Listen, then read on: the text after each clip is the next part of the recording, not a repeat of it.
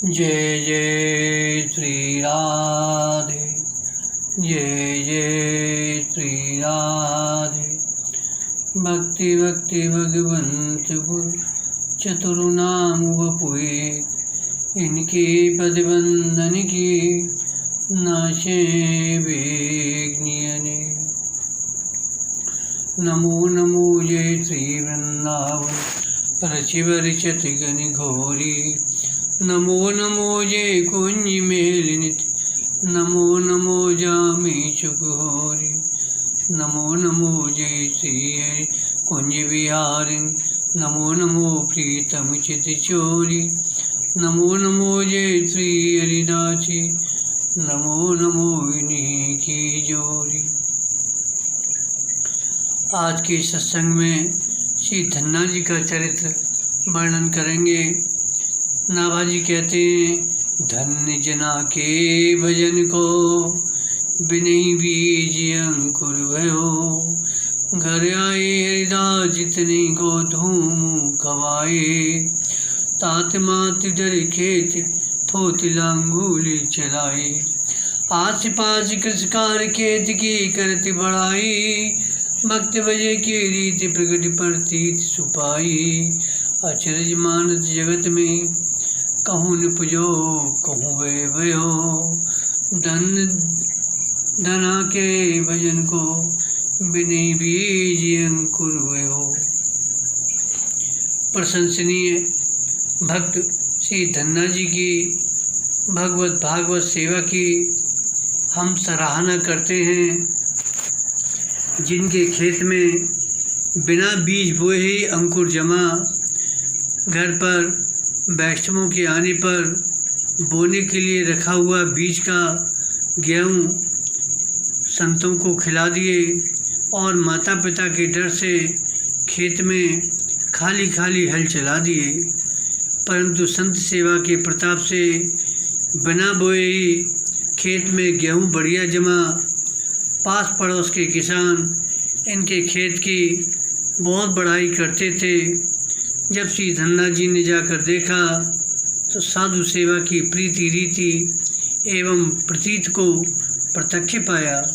इस बात को सुनकर संसार के लोग आश्चर्य मानते हैं। बोया कहीं अन्यत्र गया और उपजा कहीं अन्यत्र। श्री धन्ना जी महाभागवत श्री बलि जी के अवतार हैं। इनका प्रादुर्भाव राजस्थान के टोंक इलाके के धुवन गांव में हुआ था।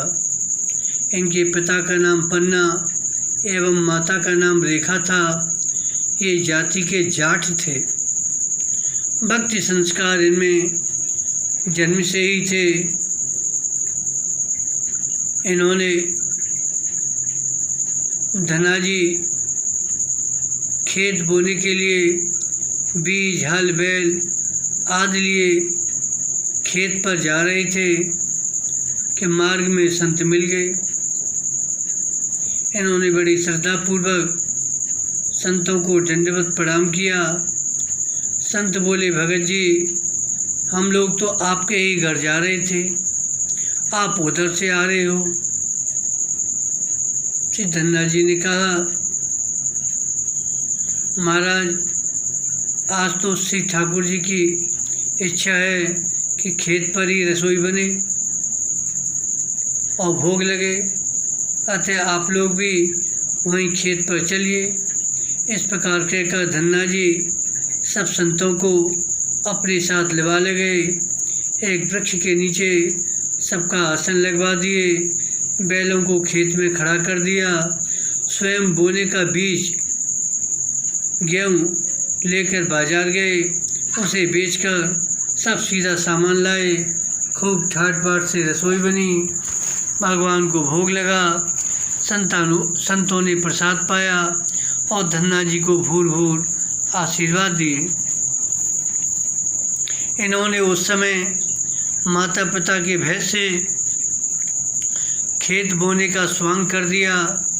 सोचे नहीं जमेगा तो कह देंगे खेत में नमी कुछ कम रही इसलिए नहीं जमा, परंतु संत सेवा के प्रताप से, संतों के आशीर्वाद से इनके खेत में बिना बोए ही सबसे अच्छा गेहूँ जमा। लोगों के मुंह से बड़ाई सुनकर धन्ना जी ने प्रथम तो उसे व्यंग्य समझा, परंतु जब भले भले लोग कहने लगे तो जाकर देखा सचमुच खेत में गेहूँ लहलहा रहे हैं। ये संत कृपा विचार कर गदगद हो गए। अब आगे भगवंत कृपा का वर्णन करते हैं। खेत में खूब गेहूँ उपजा, परंतु धन्ना जी तो साधु सेवा एवं भगवत भजन में इतने मस्त एवं व्यस्त रहते, इन्हें यह परवाह ही नहीं रही यदि खेत की रखवाली नहीं की जाएगी तो खेती नष्ट हो जाएगी, पशु पक्षी खा जाएंगे। फिर यह भी सोचे होंगे कि राम जी की चरैया और राम जी का खेत, बस ये खेत की ओर से एकदम निश्चिंत थे। इनकी निश्चिंतता देखकर भगवान को खेत की रक्षा की चिंता लगी। भगवान को भक्त एवं भक्ति की वस्तुओं से बड़ा मोह होता है। भगवान ने सोचा यदि रक्षा नहीं की जाएगी तो संत सेवा कैसे होगी, मेरा भी राग भोग कहाँ से लगेगा, कुटुंब का भरण पोषण कैसे होगा आदि। फिर तो भक्तवत्सल भगवान कंधे पर लाठी रखे नौकरी की तलाश करते हुए आगे श्री धन्ना जी के पास। परस्पर सीताराम राधेश्याम करने के बाद भगवान ने चर्चा चलाई, भगत जी मुझे भी कोई सेवा बताइए, मैं आपके यहाँ नौकरी करना चाहता हूँ। श्री धन्ना जी बोले आप कौन सा काम कर सकते हैं। भगवान बोले वैसे तो मैं सब काम कर सकता हूँ पर रखवाली करना बढ़िया जानता हूँ। धन्ना बोले भैया मेरे घर में इतना माल मत्ता तो है नहीं जो मैं पहरेदार रखूँ। 10-5 शेर चून, ढोलक, झांझ, करताल यही तो मेरी संपत्ति है। घर भगवान बोले चलो घर में नहीं तो बाहर की कोई रखवाली बताइए, खेत की हो, खलियान की हो और कोई हो। तब धन्ना जी को याद आया सब लोग मुझसे गेहूँ की खेत की रखवाली करने को कहते हैं क्योंकि फसल अच्छी है। अतः इन्होंने कहा अच्छा खेत की रखवाली करना हो तो रह जाओ, अमुक जगह गेहूँ बोया है, मुझे रखाने की फुर्सत नहीं है, भले आए। भगवान बोले क्या हुआ आपका ही खेत है, अरे उसमें तो फसल बड़ी आलीशान खड़ी है।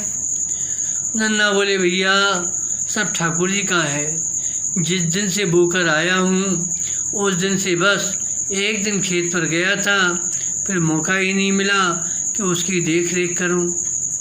तो भगवान बोले तो किसी और को बटाई पर क्यों नहीं दे दिया। धन्ना बोले कि किसको दूँ, कोई ऐसा मेहनती नज़र नहीं आया। भैया खेत रखाने में बड़ी मेहनत करनी पड़ती है, दिन रात लगा रहना पड़ता है। दिन में पशु पक्षी, रात में साही, खरगोश, हिरन आदि भगाने पड़ते हैं। जरा सी नज़र चूक जाए तो ये फसल को नुकसान कर देते हैं। अब तो भगवान बोले ऐसा करो भगत जी, इसे आप हमें दे दो, मैं खूब सावधानी पूर्वक रखाऊंगा।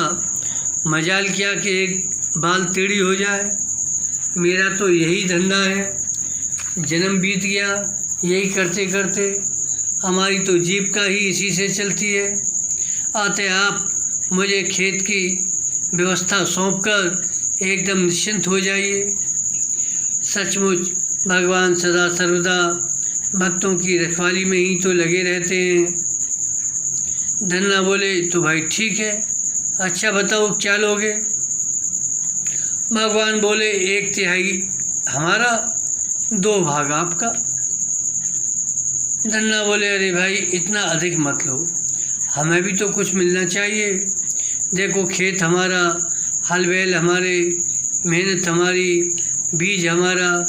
भगवान बोले देखो भगत जी बीज ऊज का तो नाम मत लो, आपको तो खेत हल बैल मेहनत को ही अपना कहना चाहिए। यह सुनकर धन्ना जी थोड़ा झेप गए, सोचे कि मालूम पड़ता है गांव वालों ने सब बात बता दी है।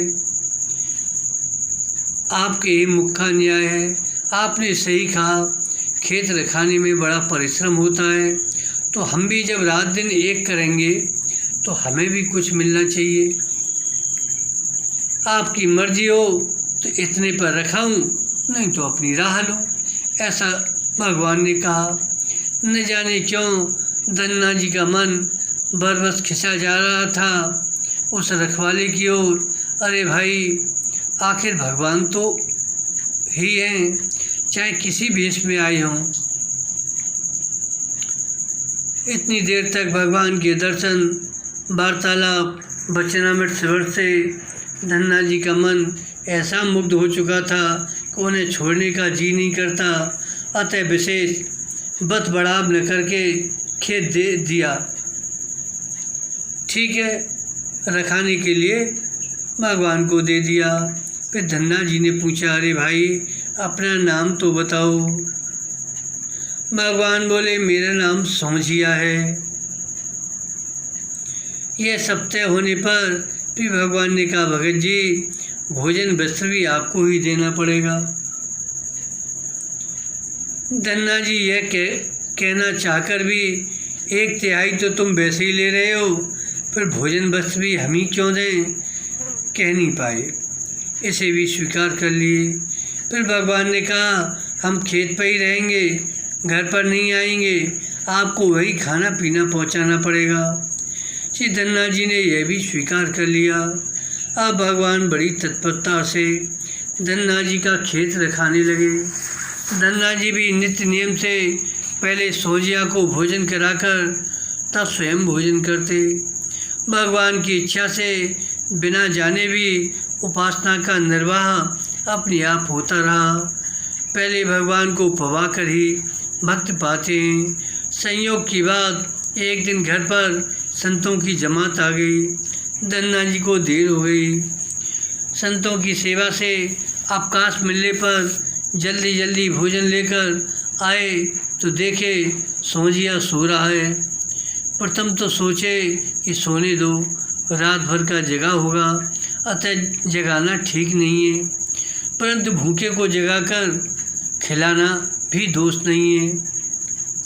यह विचार कर जब सोझिया के मैले चद्दर को हटाए तो देखे नील तरु नीलमण नील नीलधर श्याम भगवान श्री राम को। धन्ना जी की आंखें खुली की खुली रह गईं, टकटकी लग गई। खूब जी भरकर दर्शन किया, निहाल हो गए। परम प्रभु का दर्शन पाकर जीवन सफल हो गया धन्ना जी का। जब ये खूब दर्शन कर लिए तब भगवान अंगड़ाई लेते हुए उठे, झट सोझिया का रूप धारण कर लिए। धन्ना जी स्तुति करने लगे। भगवान बोले, भगत जी आज क्या हो रहा है? धन्ना बोले, प्रभु मैंने आपको जान लिया, पहचान लिया, आप तो साक्षात भगवान हैं। आपने मेरे ऊपर बड़ी कृपा की, जो दर्शन दिए, परंतु मेरे नाथ मैंने आपसे खेत रखवाया है, मेरे इस अपराध को क्षमा करना। अनजान में मुझसे यह भूल हो गई है। यह सुनकर भगवान झुंझला कर बोले, देखो धन्ना जी, अब खेती पककर तैयार है, बांटने का समय आया है, तो आप हमें भगवान परमेश्वर कहकर टालना चाहते हो। ऐसा कभी नहीं हो सकता। हम तो भैया पंचायत कर देंगे, पंचों से न्याय कराकर अपना भाग लेकर रहेंगे। आपकी ठग विद्या हमसे नहीं चलेगी। इस प्रकार से भगवान ने कुछ उल्टी सीधी बात सुनाई, परंतु श्री धन्ना जी ने तो प्रत्यक्ष दर्शन किया था। मन में किसी प्रकार की भ्रांति का लेश भी नहीं था। अतः बार बार रोते हुए, स्तुति करते हुए और क्षमा मांगते। तब अंत में भगवान को हार कर पुनः दर्शन देना पड़ा। श्री धन्ना जी की भक्ति से प्रभु प्रसन्न थे। प्रभु कहते, धन्य धना। श्री धन्ना जी कहते, धन्य प्रभु। कहूँ निपजो कहूँ वे भयो, भाव्य बोया तो गया संतों के मुख में और जमा भूमि में। प्रयागराज जी कहते हैं, खेत की तो बात कही प्रगट कवित्तमान, और एक सुनो वही प्रथम जूरी थे। आयो साधु प्रदाम देखो राम करे, डरो डिंगा आप कहीं मोह दीजिए प्रीत है।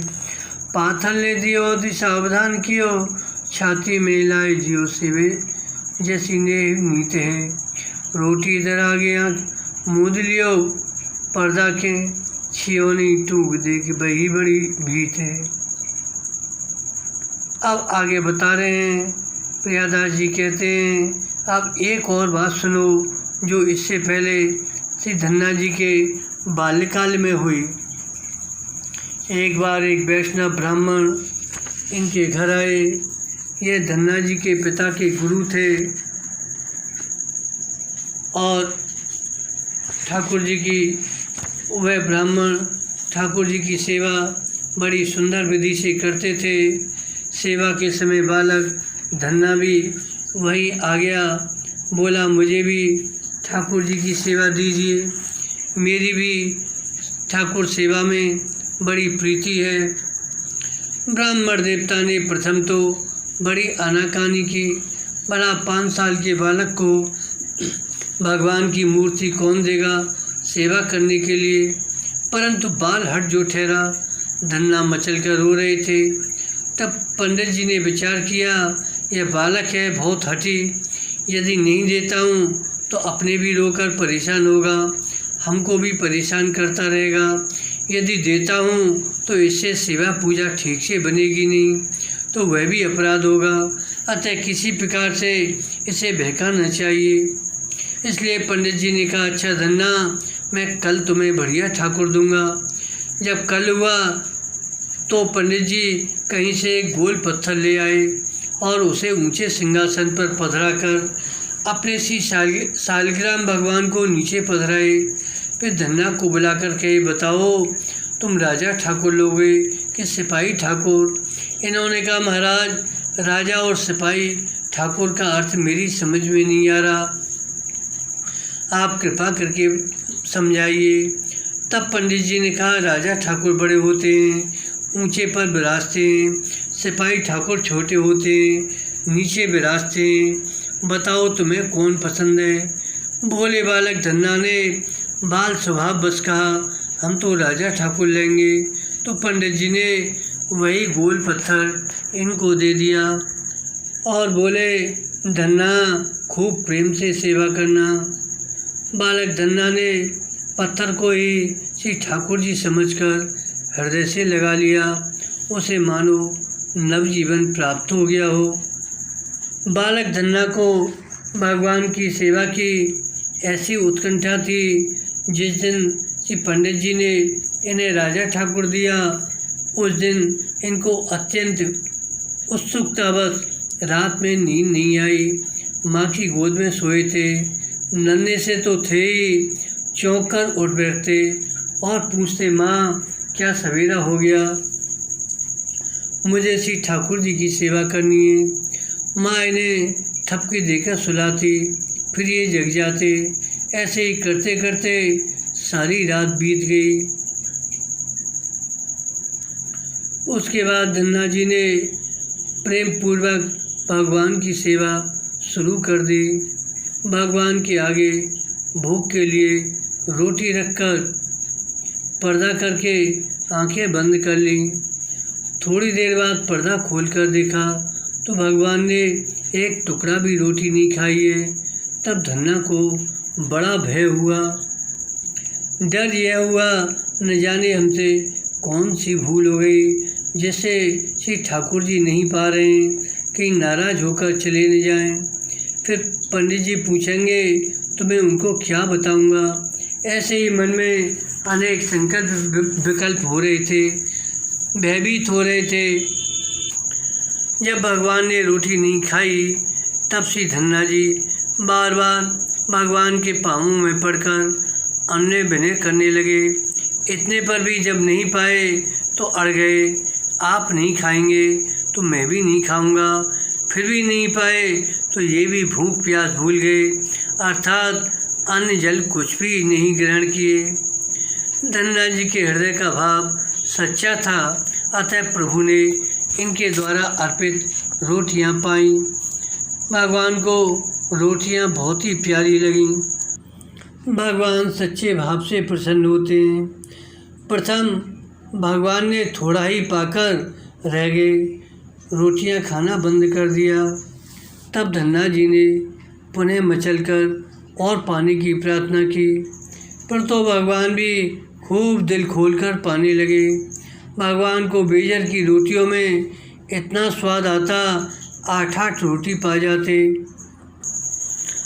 भगवान भोजन करके जो छोड़ देते थे वही धन्ना जी पाते थे। प्रीति की रीति कुछ ऐसी ही विलक्षण है। एक दिन भगवान ने धन्ना जी से कहा, देखो धन्ना, जो कोई जिसका खाता है वह उसकी सेवा भी अच्छी तरह करता है, अतः मुझे भी कोई सेवा बताओ। धन्ना जी ने बहुत कहा, नहीं प्रभु, आपकी यही अपार कृपा है जो कि नित्य साक्षात दर्शन देते हो, मेरी सेवा स्वीकार करते हो, साथ साथ रहकर आनंद देते हो, परंतु भगवान माने नहीं। भाव यह है, भगवान ने हृदय में यह निश्चय किया कि मैं धन्ना जी की कुछ सेवा करूं। फिर भी धन्ना जी के मना करने पर भी श्री ठाकुर जी इनकी गायें रोज चराने लगे।